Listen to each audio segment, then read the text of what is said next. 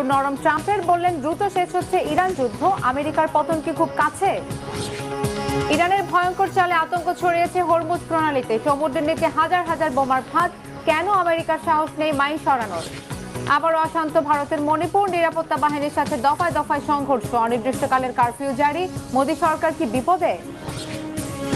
আসসালামু আলাইকুম, দেখছিলেন Bangla vision world news headline. এবারে বিস্তারিত।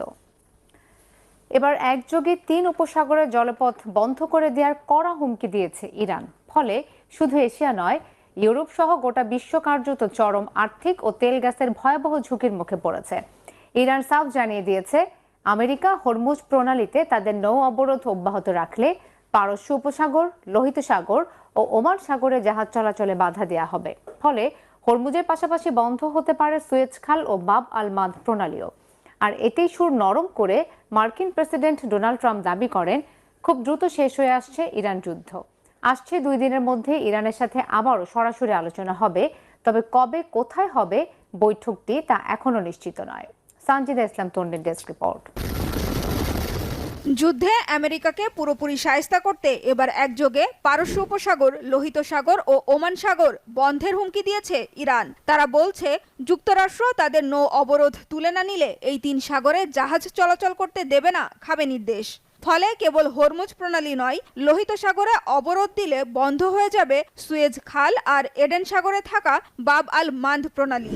আর এই দুটি জলপথ বন্ধ হলে সবচেয়ে ক্ষতির মুখে পড়বে গোটা ইউরোপের অর্থনীতি। হরমুজ প্রণালী বন্ধ হওয়ায় বাংলাদেশ সহ গোটা এশিয়া যেভাবে ভয়াবহ তেল ও গ্যাস সংকটে ভুগছে, সুয়েজ খাল ও বাব আল মান্দ বন্ধ হলে তার চেয়েও ভয়ঙ্কর নাজেহাল দশা হবে ইউরোপের। আর ইরানের নয়া এই প্রতিশোধের হুমকির পরই সুর নরম করেছেন মার্কিন প্রেসিডেন্ট ডোনাল্ড ট্রাম্প। দাবি করেন, ইরান যুদ্ধ শেষ হওয়ার খুব কাছাকাছি রয়েছে আমেরিকা।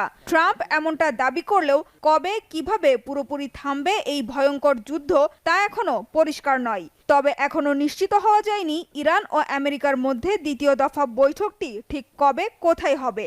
একই সাথে মার্কিন প্রেসিডেন্ট দাবি করেন, ইরানকে অস্ত্র না দিতে রাজি হয়েছেন চীনের প্রেসিডেন্ট শি জিনপিং।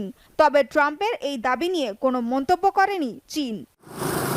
আসছে 2 দিনের মধ্যে বৈঠক হওয়ার ব্যাপারে মার্কিন প্রেসিডেন্ট ডোনাল্ড ট্রাম্প আশাবাদী হলেও ইরান বলছে ভিন্ন কথা। তারা বলছে, যুক্তরাষ্ট্রের সঙ্গে নতুন করে আলোচনার বিষয়ে কোনো তথ্য নেই তাদের কাছে। তবে ইরানও যুদ্ধ নয়, আলোচনা চাই বলে সাফ জানিয়েছেন দেশটির প্রেসিডেন্ট মাসুদ পেজেশকিয়ান।